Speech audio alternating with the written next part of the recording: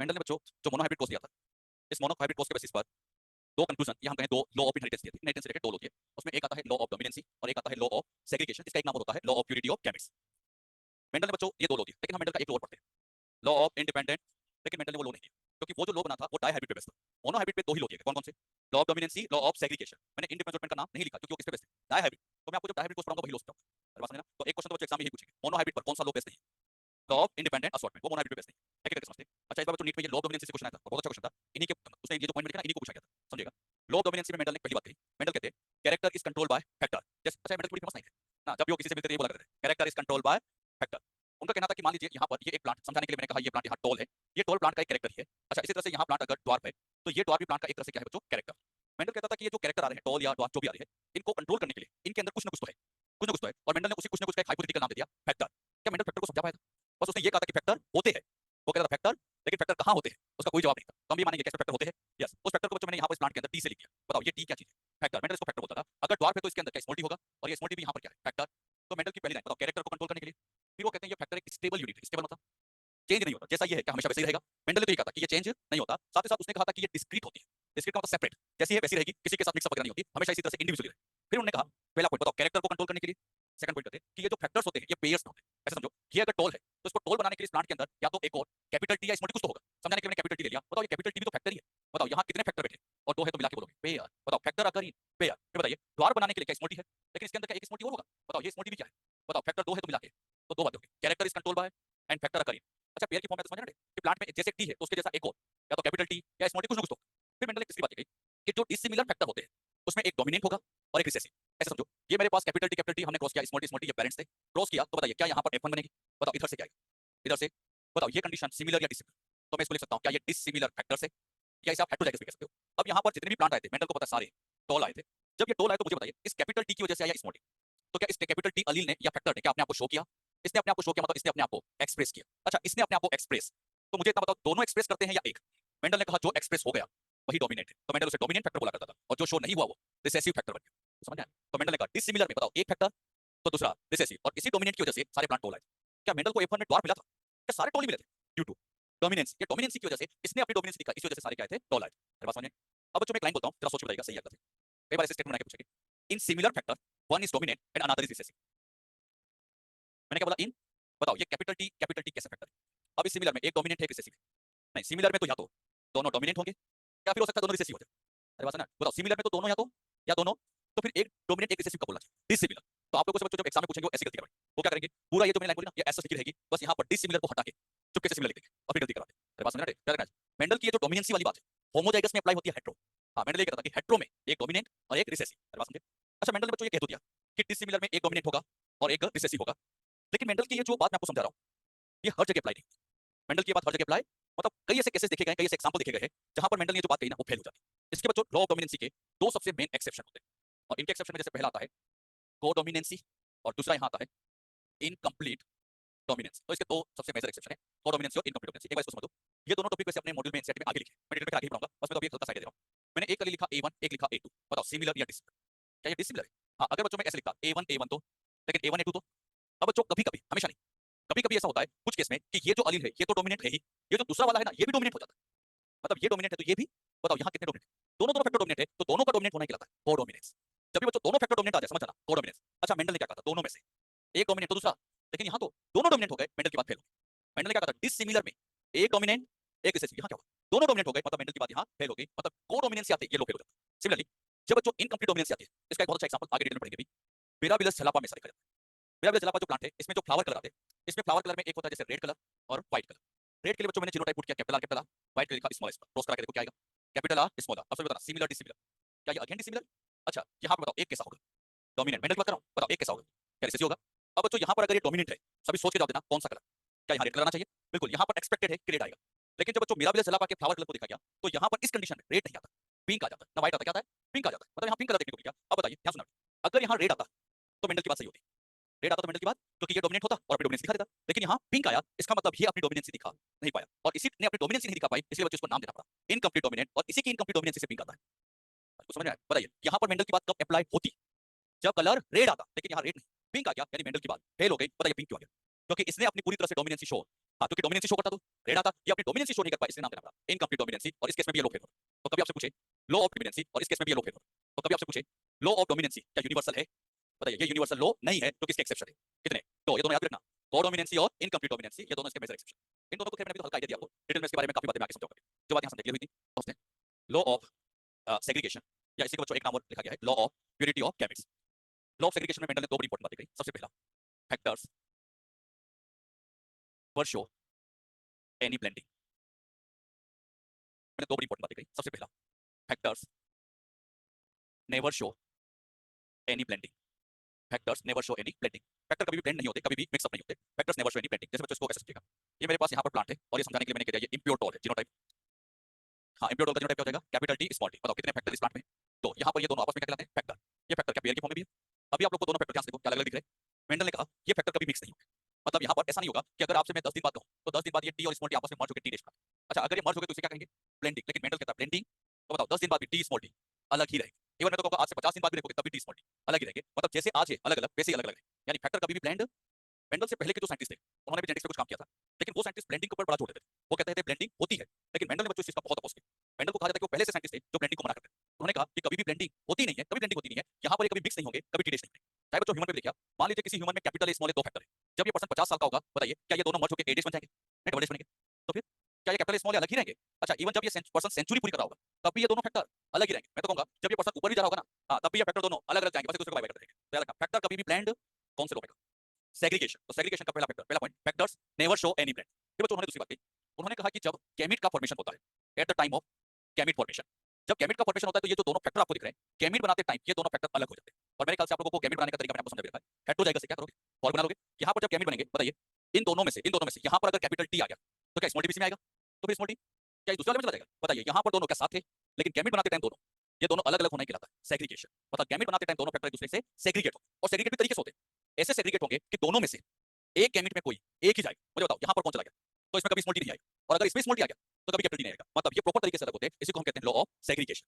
मतलब कभी भी दो में मतलब एक गैमेट में दोनों साथ नहीं आ सकते। मैंने क्वेश्चन आपको ऐसे करवाया होगा, नीट करके कुछ लिखा होगा सर, फिर एक ऑप्शन एनसीईआरटी दिया होगा है ना, एक स्कूल लिखा होगा, ऐसा ऑप्शन दिया था कॉलेज, बताइए यहाँ पर ये वाला आपने गलत बताया था क्यों, क्योंकि एक गैमेट में दो नहीं आ सकते, या तो कैपिटल आना चाहिए था स्मॉल आना चाहिए था, बात समझ रहे हो? तो यार गैमेट में हमेशा एक ही आता है। अब सोचो ये जो ऑर्गेनिज्म है इसमें टी स्मॉल टी दोनों है, क्या ये इंप्योर है, बताओ इस गैमेट में केवल और केवल केवल कैपिटल टी है तो मैं कहूंगा ये प्योर है, बताओ इसमें केवल, तो ये भी तो प्योर ही हुआ, बताओ ये ऑर्गेनिज्म के साथ, लेकिन गैमेट हमेशा, क्योंकि गैमेट में केवल एक अलील होता है और एक अलील है तो गैमेट्स आर ऑलवेज प्योर।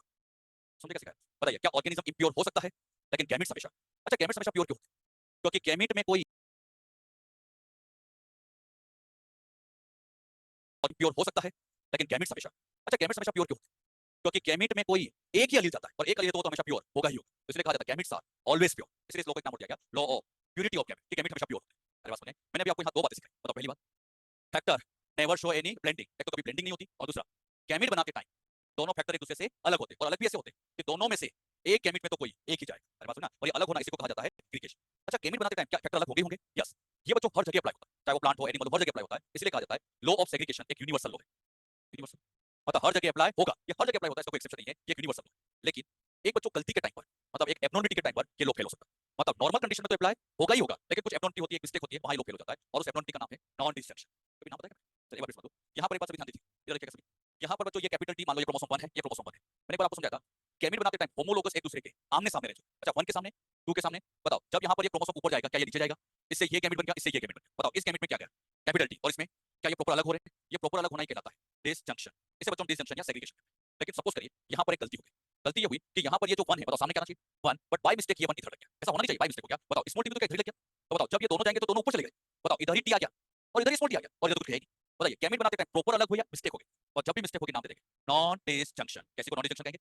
अब बताइए गैमेट में आप बताओ दोनों में से कितना अलील होता है, बोलो बोलो, मेंडल यही कहता है दोनों में से, लेकिन यहाँ तो दोनों आ गए, मतलब ये लो यहाँ फेल, बताओ सेग्रीगेशन का लो कब फेल हो जाता है, और ये नॉन डिसजंक्शन याद रखना कोई नॉर्मल फिनोमिना, क्योंकि यहाँ तो एरर आ गई, ये तो म्यूटेशन हो गया, एरर हो गई है, और इस एरर के टाइम पर ये लो फेल हो जाता है। तो फिर भी कभी आपसे पूछे कौन सा लो यूनिवर्सल है, लॉ ऑफ सेग्रीगेशन, इसका कोई एक्सेप्शन, लेकिन एक गलती में ये लो फेल होता है, उस गलती का नाम नॉन डिसजंक्शन, वो गलती है बेटा, कोई नॉर्मल फिनोमिना नहीं है, वो तो मिस्टेक है, तो दोनों में से कौन सा यूनिवर्सल मानेंगे सेग्रीगेशन। ये तो बच्चों मैंने लॉ से रिलेटेड बातें समझाई, अब आपसे कुछ पूछूंगा, समझ जाओ कौन से लॉ में कहा गया फैक्टर अकर इन पेयर, हाँ इसी तरह के क्वेश्चन आने वाले, किस लॉ में कहा गया, कौन से लॉ में कहा गया factors never show any blending, कौन से लॉ में कहा character is control by factor, कौन से लॉ में कहा डिसिमिलर में एक डोमिनेंट एक रिसेसिव, किस लॉ में कहा गया गैमेट बनाते टाइम फैक्टर सेपरेट होते हैं, अच्छा किस लॉ की वजह से F1 में सारे डोमिनेट आए, हाँ डोमिनेंसी, किस लॉ की वजह से F2 में ड्वार्फ आ गए, सेग्रीगेशन, अरे वो स्मॉल टी सेग्रीगेट हुआ था, उसी से तो द्वार पाते हैं वो सब किसकी वजह से आते हैं, सेग्रीगेशन। ये जो बातें मैं आपको समझा रहा हूं, क्लियर हो रही है? यहाँ पर अच्छा लॉ ऑफ डोमिनेंसी की एक्सेप्शन है कौन कौन से, कॉ डोमिनेंसी और इनकॉन, वो लो जनरली यूनिवर्सल, लेकिन एक एक्सेप्शन नॉन डिसेप्शन, क्लियर हुआ इतना? F2 जनरेशन में जो बच्चों हमें रेशियो मिला था, फिनोटाइपिक रेशियो बोलो, क्या 3:1 मिला था? क्यों आया वो, इसकी वजह से आया, समझते हैं?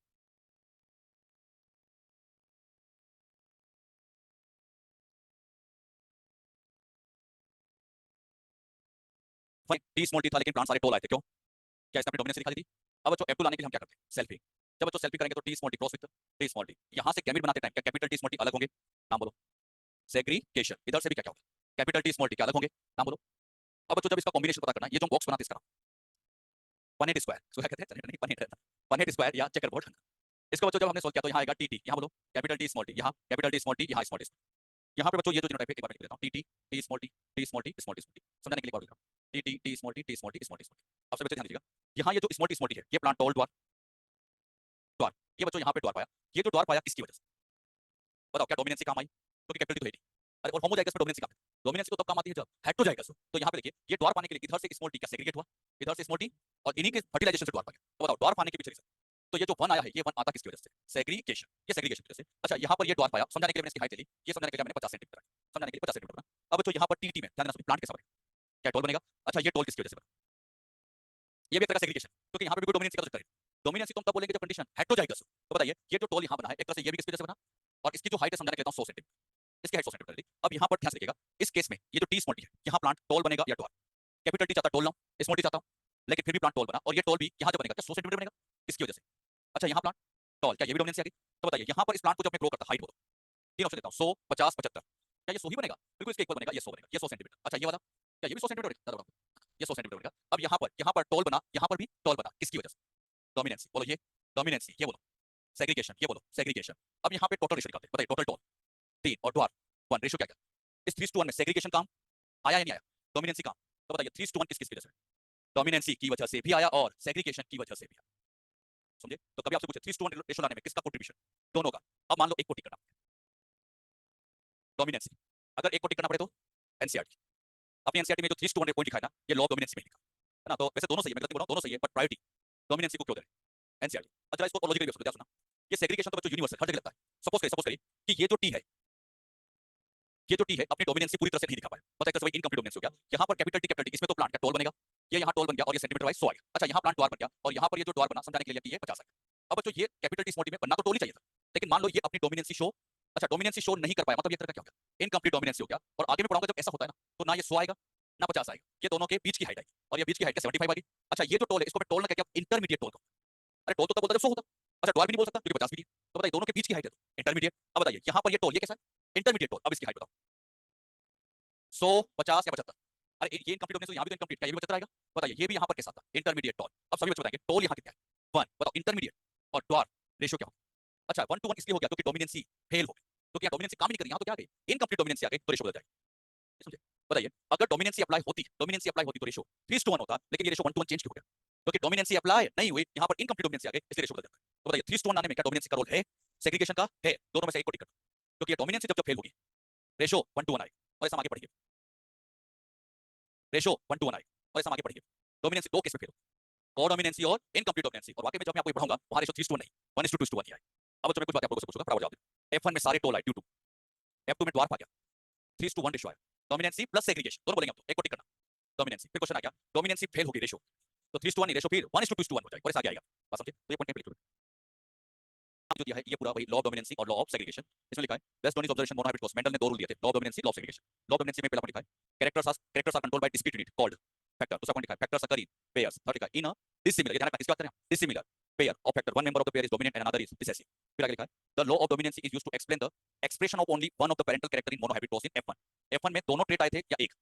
F1 में बताओ क्या टोल द्वार दोनों आए थे?